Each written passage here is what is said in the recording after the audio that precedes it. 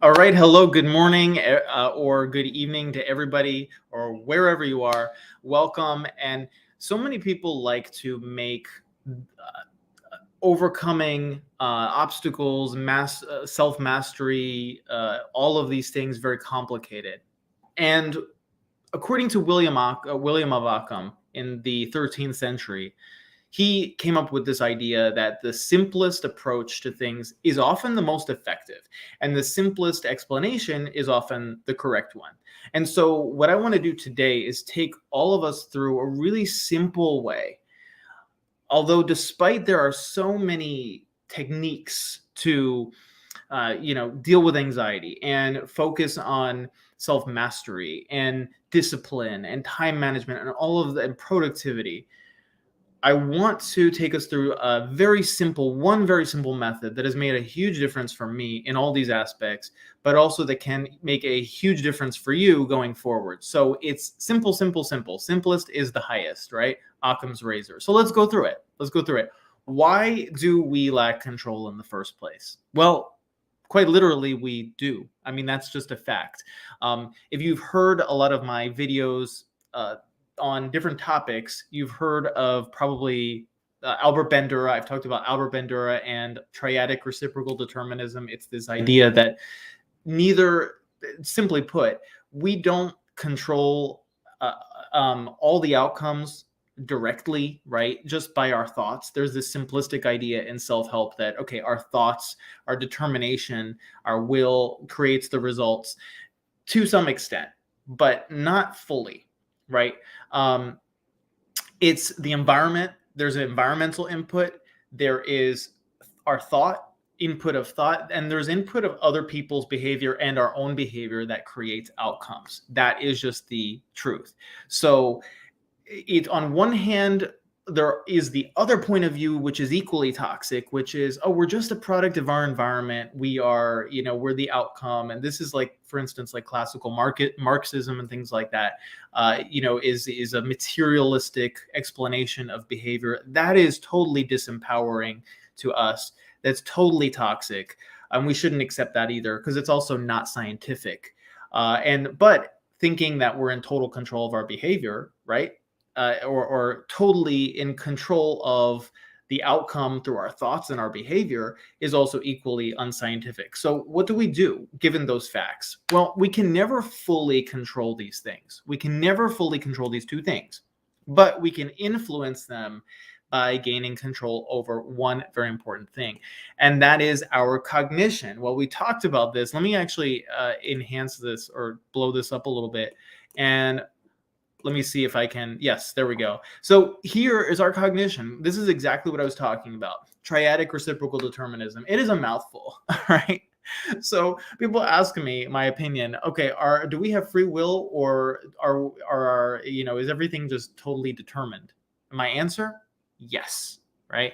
Yes, both are true. Both are true. We have free will and everything is determined. Well, that's a contradiction, right? No, it's not actually, according to what we see in the social sciences. So our cognition, before we get into self-mastery and all that stuff, we need to understand this to a certain extent. We have certain things that control our behavior. It's beliefs, attitudes, our cognition, right? Very, very important. That's what we'll be talking about. And that causes a lot of the results we see in our behavior, our physical actions, verbal statements, our choices on a day-to-day basis. It also has it actually has a direct effect on our environmental outcomes or environment. Our environment, our resources that are available to us, our cultural and social settings, our physical setting, right? Our behavior, right? Okay, here, I have this coffee cup, just this very simple example. I have the coffee cup, it was on my right side. Now I'm going to put it on my left side. Very simple example. My cognition and my choice determine an environmental outcome. But that environmental outcome, putting on the left side, maybe later, somehow that affects my mood. Something like that, right?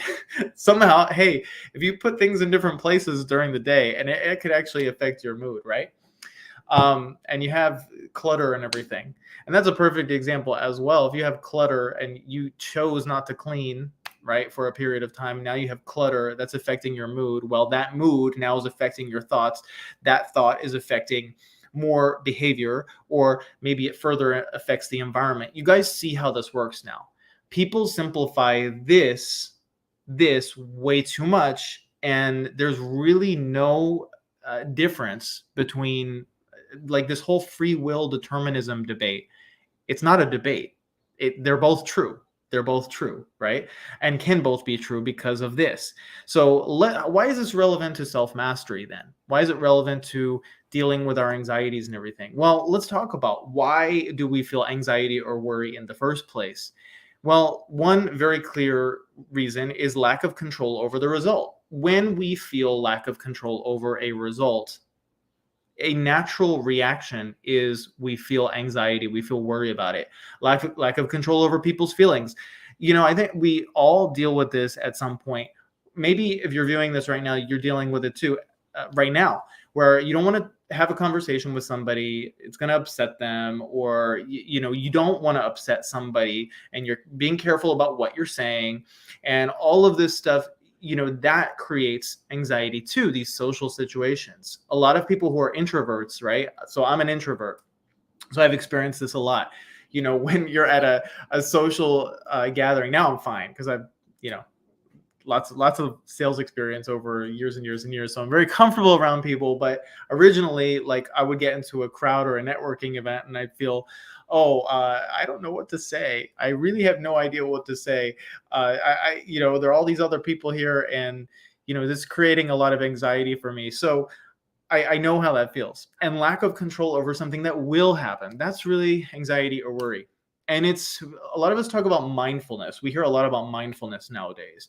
And I used to think that mindfulness was this like, oh, okay, great. This is like this new age thing that, all right, I don't really want to hear about it because it's boring to me and I'm not going to do it. But actually, let me give you a very simple example of mindfulness and some of the struggles I struggle with mindfulness. I go to the gym, right?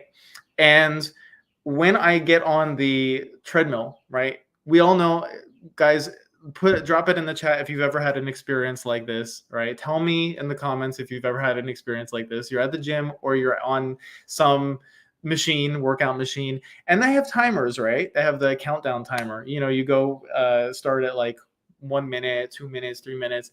And if you're not paying attention to anything else, what are you paying attention to? You're paying attention to the timer, right? Because it's going all the way up to, let's say in my case, I set it to 20 for one machine, 5 minutes for another. I alternate. So I'm always looking at that clock. And what are we doing? We're worrying about the future. We're like, okay, it's only 2 more minutes to 20 minutes. It's only 5 more minutes to 20 minutes. That is actually a version of this, a very small scale version of it, but it's a version of it. We're worrying about the future. Anxiety is future focused. So if anxiety is future focused and our worries are future focused, it's all about the future that we're worried about, then how do we focus on it? Well, we focus on now, right? And this is a less abstract, I guess, and less kind of new agey version of mindfulness. Not to diss meditation. For instance, meditation is very, very powerful. There's a ton of data. There are a ton of data on meditation and the effectiveness of it for anxiety and self-control and what's called executive function. Executive function is just the idea that you have you're able to regulate yourself, your emotions, your reactions, your behaviors. So it's wonderful for that. I really highly recommend doing it. But this is a very practical way of doing it. So something that I have always done, and I've made a point of doing this anytime I have anxiety. And guess what? I have anxiety. Like, everybody has anxiety. Come on. Nobody's like a god, right? Admit it, right? Tell me in the chat if when was the last time you felt worried about something or anxious about something? Come on, we're human. And a lot of people like to pretend they don't feel that way because they like to be, macho and bravado, right? Whatever. But it's true. We are human. And so it's true. If it's a truth about us, we have to find a way of figuring that out, dealing with it. So I like to make these two columns. It's very simple. I started out this conversation by saying it was going to be simple. Occam's razor, right? Remember that. Look him up. William of Occam in the 13th century. Look up what he wrote.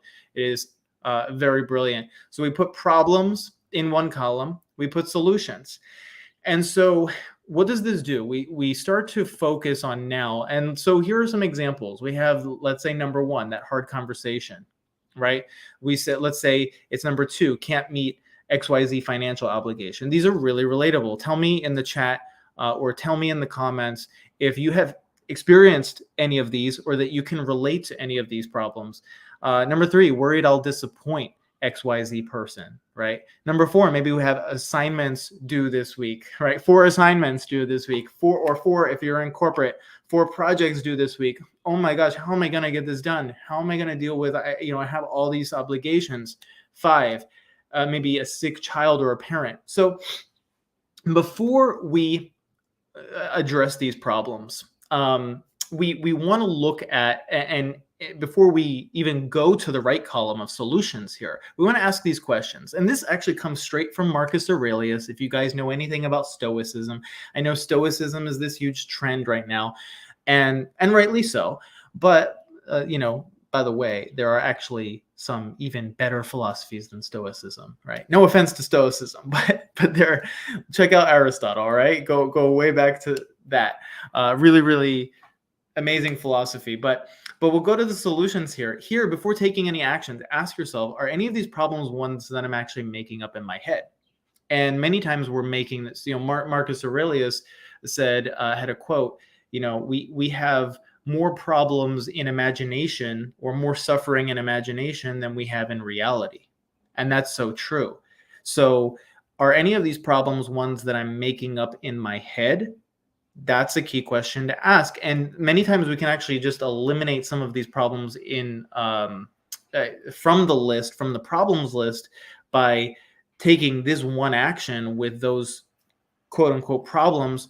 And if so, our action item is to journal on it or speak to someone about it. So you can simply schedule a time. We can schedule a time to journal on it, have our reflections about it. Many times that will resolve the kind of rumination that we have about this, and it will solve those problems automatically, because some problems are actually, as we said, are in our mind. And Marcus Aurelius had a really great point about that. Emperor of Rome, right, in ancient times. So we've got it. The point, though, is we've got to schedule these. So who's ever heard of the phrase, what gets scheduled gets done? What gets scheduled gets done. It's such a powerful phrase. If we intend to do something, it will never get done. But if we schedule it, it's more likely. So our action item, we want to schedule these action items. Actually schedule a time. And I don't care if it's just 15 minutes. It's really still very effective to do it for 15 minutes. Or speaking, or even, it doesn't even have to be on the phone. That's best. Face-to-face is best as well. But, just texting with a friend about this idea, it can actually help a lot, all right, to dissolve that problem. Now, you see in this example, problems 1, 3, and 1 and 3, I guess, disappeared, right? And now we are left with solutions 2, 4, and 3. So what 2, 4, and 5? And now we come up with solutions in the solutions column. And this is free writing. This is not something, these are, you found the definite solution. We almost never will find the perfect solution to things. Okay. It just doesn't, we don't live in a mythical world, right? But listing some of these out, for instance, for point 2, what I'll typically do is I'll list 2 or 3 ideas out for each one, and then I'll pick the best one that I think can help me take an action forward.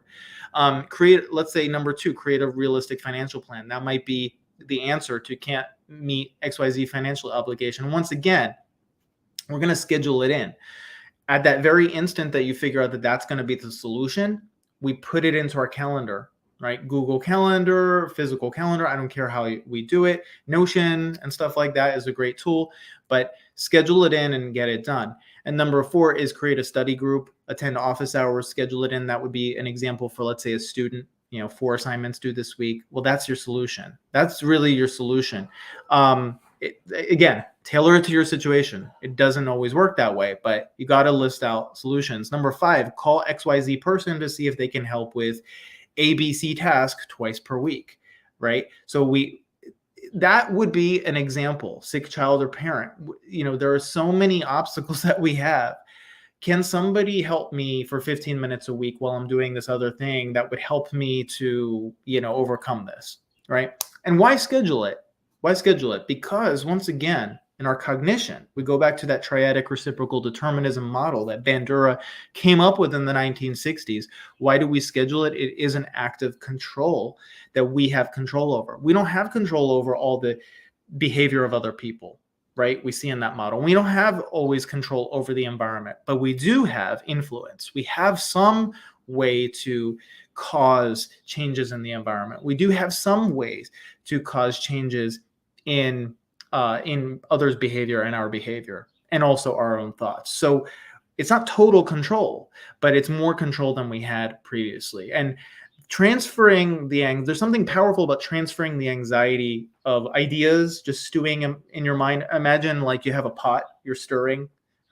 You have all these ingredients. You have, broccoli and I don't know. Just that's the first thing I thought of. You have some meat in there. Not if you're vegetarian, maybe. You have some peppers and carrots, and you're making a stew. And imagine all those, ingredients in that pot are now all your problems. That's kind of like what your mind is like when you're thinking of all of these things when they're not written down. When they're written down, you have a nice, not boiling water, calm water. And now you have the choice of what you're going to put in that calm water, right? Does it make sense? So let me know in the comments if that makes sense, if that concept is helpful for you, right? Because we've got to make something helpful. No, so I'm really excited about this last part. If you really liked what you heard, I have for the next 48 hours only, you can get your 30-day free trial of my new program. And I've been working through developing this for like 5 or 6 years. This is my baby right now. This is something that I'm really passionate about helping people with. This is my Life Navigator system. There are 3 phases to this. If that was just a golden nugget of really part of what we do here and working through leveling up our life. So the first phase is all about focusing and helping us determine what's the next step in our lives. What's our focus? What's our pivot point? If you're, let's say, in a career you don't like, or if you're trying to get into an industry you really want to get into, or you just really want that support and you don't have it, right? That's the first phase. And second phase is you finding out from that pivot point of where you're focused toward, what skills you need to master. And I have 15 years of teaching experience and of all different topics, and I've run an agency for test prep and all this stuff. I know how learning works. And in this phase 2, it's a system for structured learning to help you learn any skill that you need to learn to get to that next level. And phase 3 is project completion. We're going to help you put together a project and actually show it to the world and connect with the right resources to make that a reality, your next step in life a reality. So for the next 48 hours only, you can get your 30-day free trial, and we're launching officially in a few days. So get your seat now before they're all taken up and before that trial expires. You can go to splifestylesolutions.com, and at checkout, you just enter the coupon code Steven2024. And that will give you 100% off. You can cancel anytime. After the first month, if you don't like it, you don't have to continue. But I believe that after that first month, you're going to find it so powerful and impactful and helpful that you're going to be like, wow, I'm benefiting so much in my life from this that this is really worth it. So jump on in, and it's been a pleasure being with you guys today. I hope you have had some great value from this. I love being with you guys, and have a great rest of your day and make it great. Take care, guys.